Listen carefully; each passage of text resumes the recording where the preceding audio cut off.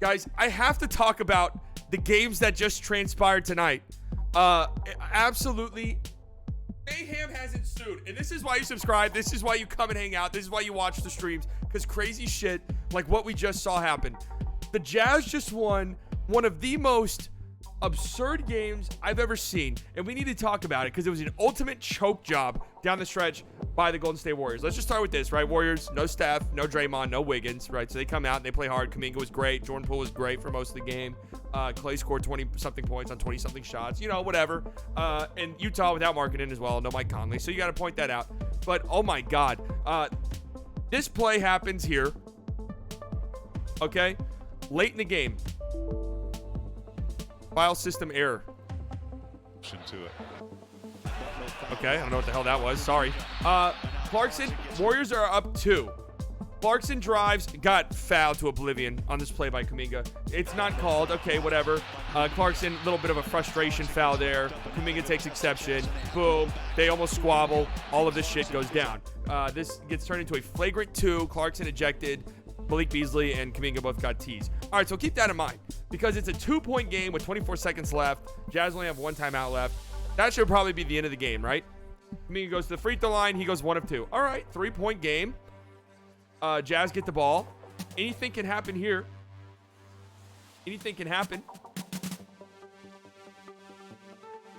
But Klay Thompson turns the ball over because it was a flagrant. The Warriors get the ball back. Klay Thompson turns the ball over. Then Klay Thompson gets a block. Oh, my God. All right, the Warriors are going to close this one out.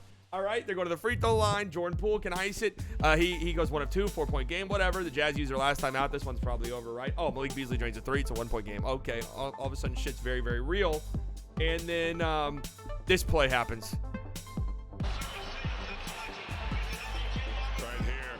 This play happens. Nickeil Alexander-Walker strips it away from Jordan Poole. And then in transition, Malik Beasley finds Fontecchio, who hits the dunk to win the game. I mean, utter chaos. Major choke job by the Warriors, who had several different chances to ice this game. And my Lord, crazy stuff. And that was just part of some of the crazy games we saw tonight. There's still a game going on. I mean, this is an all-time beatdown, what we are witnessing in Phoenix. The Suns are having Game 7 against the Mavs flashbacks, 96-52. They're just getting blown out of the building. I've stopped watching this game. It does not deserve my attention. My time is far too precious and valuable to sit here and watch this. My big takeaway, the Suns are just an unstoppable juggernaut. That's the biggest takeaway. They're just an unstoppable force. Jaylen Brown has 25 points. Jason Tatum has 23 points. I mean, both of these guys are probably top 10 players. Like Jaylen Brown, obviously Tatum obviously is. Jaylen Brown is right on that cusp, which is just crazy to say. This team just beats you in a trillion different ways. They're shooting 43% from 3, 52% from the field. I mean, as a team, they have a real chance to go 50-40 on the season, which I don't think anyone's ever done. I'm pretty sure nobody's ever done. Just an absurd offensive juggernaut. And the Suns are just getting bitched. I mean, they're getting destroyed. Booker's about to foul out of the game. He had 4 fouls in the first half. It's just all bad. Chris Paul's first game back, and this is what it is. I mean, they have 10 bench points, 9 of them from a Kogi. So that's how you know. That's how you know things are going very poorly. So an absolute beatdown here. But outside of this game, there was some great games tonight. Nets and Hornets. Hornets had a really good fourth quarter. Oubre, Rozier. Rozier in 29 points on 24 shots. He's back. But a nice game. They kept it close. They were in it at the end. But Kevin Durant was just doing Kevin Durant things down the stretch. Hitting tough shot after touch shot. Super efficient. Just doing the Kevin Durant shit. Whenever he does it, it's just, it's like constantly getting stabbed in the heart. There's nothing you can do. We started our stream with this Knicks and Hawks game, and this game was brutal to watch. The Hawks are in a terrible, terrible spot. I think I might make a video on the Hawks just alone. Because, my God, they're like, I know DeJounte Murray got hurt very early on in this game, an ankle sprain, and he had to leave the game. But my Lord, man, is this the play right here? Yeah, here's what happened to DeJounte Murray. RJ Barrett underneath him. DeJounte lands right on his ankle. Oh, wow. Out for the rest of the game. He lands on him, but that's usually... Their offense is terrible, man. It's just really hard to watch them play sometimes. Granted, when you shoot 16% from 3, you're going to look really bad, 37% from the field. But they take more mid-range jump shots than any team in the league. They have one of the worst shot profiles of any team in the league. They have the least amount of assists per game out of any team in the league. And it makes no sense considering you have Trae Young and DeJounte Murray. Like, how is this the game you're playing? You look at their offseason moves, and it was trading away Kevin Huerter, terrible move in hindsight, right? Trading away DeLon Wright. You replace those guys with the Holiday brothers. Obviously, you bring in DeJounte Murray for Gallinari, but I mean, it's really rough. Yeah, Bogdan 3 of 16. He just came back from injury, so we'll give him a bit of a pass there. But Julius Randle had 34. Brunson had a rough game. I mean, Quentin Grimes went off 23 points, 5 of 7 from deep. He played really well too. Played good defense as well. But you know, the Hawks. I think the main story from this game is the Hawks are terrible. And then on top of that, you know, it's just they feel so lifeless. This is supposed to be the rivalry game for the Hawks. This is the fun, you know, remember that crazy postseason series and everyone was saying, fuck you, Trae Young, and he was getting spit on, all this shit. And Trae Young comes into the game with all of this shit going on around him. He's wearing King of Broadway shoes, King of Broadway on his shoes, and that's the performance. Absolutely brutal stuff. Brutal stuff. It must be hard to be a Hawks fan right now. They're in a bad way, and I don't know. You made your big move by going out and getting DeJounte, and it's just, I don't know if it was enough. And I don't think it's a DeJounte problem. More so, it's Nate McMillan's got to go. That's all I know. And I know that there's a lot of reports that nobody's on Trae Young's side, but if his stance is Nate McMillan's got to go, guess what? He's fucking right. He's got to leave. All right, we had this crazy game too. Clippers and Magic. Magic pulling out a crazy fourth quarter run for them to tie the game. They go into overtime. And, 17-12 in overtime. High scoring overtime. Paolo had some huge free throws. He knocked down 6 free throws towards the end of this game to seal it. Great game for him. Mo Wagner had some great plays as well for the Magic. 20 points, 13 boards.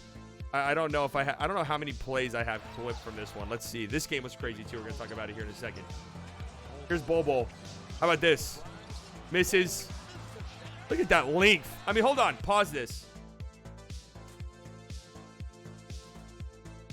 What the hell are you supposed to do with that? His feet are on the ground. And look at where the basketball is. Is his feet on the ground? Surely not. And they are. I'm literally looking at him. Crazy stuff. This game was really, really good. A big win for the Magic. There's Paolo. Gets blocked, but Mo Wagner cleans it up. Gets the dunk and one. He's hype. Again, Mo Wagner had some nice plays down the stretch of this game.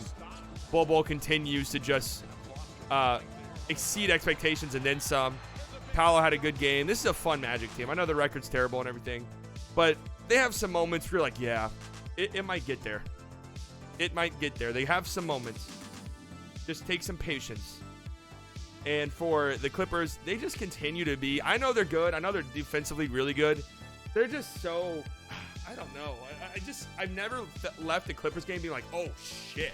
You know, I know we're waiting for Kawhi and Paul George and everything, but I don't know. I have to wait and see. Batum. 4 threes. Feels like all 4 of them were late in the game. Feels like he just randomly decides sometimes I'm gonna hit huge clutch threes. There's nothing you can do about it. But this was a really fun, entertaining game. Just one of the many. Overtime. Nice win for the Magic. Lakers, Raptors. No LeBron. No Anthony Davis. Raptors pull out a win. Not really much to say about this game. I didn't watch the second of that game. Bulls and Wizards. This game was nuts. There was a stretch where there was, I think somebody in my chat said 10 or 11 straight made shots in a row. 10 or 11 made shots in a row. Both sides just trading punches back and forth. And ultimately, the Bulls pull it out at the end. They make just enough plays. DeRozan had some cold-blooded shots. Here he is right here getting an and one. That was kind of the dagger right there. Find his voice. I guess that's the only one I had from that game. Well, DeRozan got a crazy and one, but LaVine had some crazy moments, some step-back threes. He had a stretch of about a minute and a half where he scored 9 points that really kind of put the Bulls in a position to win the game. So just some crazy shot making. Vooch had a corner 3 down the stretch. Some absurd shot making. I don't know. The Bulls, they have their moments, right? We were like, oh, damn. You know, if LaVine can kind of get right, you know, and Vooch kind of locks in, like, that's an interesting team. But I don't know. I don't know long-term what the future holds for them. But it's a fun performance for them. LaVine getting hot from 3 would be huge for them. No doubt about it. For the Wizards, KP with 28 points. Kuz had another good game. There's a lot of talks about him lately. Deni Avdija had some nice plays defensively, and he had like a nice scoop layup down the stretch of the game. That was really, really impressive to me. So, you know, the Wizards are the Wizards. The Bulls are the Bulls. There's not really much to say about either of these teams. Both teams that probably should be heading one direction, but they're not heading that certain direction, if you catch my drift. Then you had Thunder and Grizzlies. Didn't watch this game. but a triple-double for Don Morant.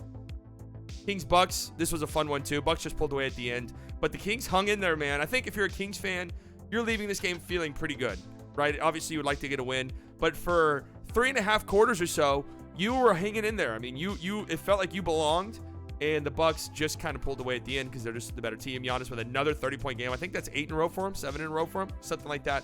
Giannis has been amazing. Drew, 31 points, and Middleton's just, starting to find a groove. I mean, the Bucks and the Celtics are just in a league of their own, man. There's just really nothing else to say about it. Absolutely in a league of their own. Pacers Timberwolves get a win over the Pacers. This game was crazy as well. Lots of back and forth. They pulled away at the end because Rudy Gobert had a crazy sequence down the stretch. Got the huge block. Made 2 huge free throws. I mean, this game was closer actually than the score indicates. Gobert made a couple of 3 free throws with like 30 seconds left to put the Timberwolves up by 2. Then he got a crazy block. Yeah, there's Rudy Gobert. 32 seconds left. Puts the Timberwolves up 2. Got a crazy block on Buddy Hield. Buddy Hield wanted a goaltend. It was not a goaltend. It was as clean as it gets. Great block by Rudy Gobert. And then they iced the game. Rudy Gobert gets a dunk at the end because he deserved it. That was a nice performance from him, and he really kind of stepped up big in the clutch for the Timberwolves. And some people say, is there some Ewing theory shit going on with Karl-Anthony Towns? I don't think so, personally. I personally don't think so. But Gobert with 16 points, 21 rebounds, 5 of them offensive. That's what you bring him in there for. It is. And if there is any Ewing theory stuff with Cat being out, I think it has way more to do with the fact that 2 bigs in today's NBA, it's just tough. It's tough to ask for. This game was crazy. Pelicans beat the Pistons, and hey man, shout out to the Pistons. They fought back. Killian Hayes was hitting more big shots down the stretch of this game. He had 17 points, 12 assists. The Mavericks legitimately revitalized his career. So you're welcome, Killian Hayes. The Mavericks, you can send an invoice to them or whatever it is that you need to do. All right? Okay, guys, let me know how you feel about these. I don't know. I know a lot of my chat wants me to do like post-game videos or like kind of like recap videos after streams. You guys let me know how you feel about them. We'll sort of test the waters out. But a crazy night of games. If you're not subscribed, you're missing out on these streams. They're a whole bunch of fun. Yeah.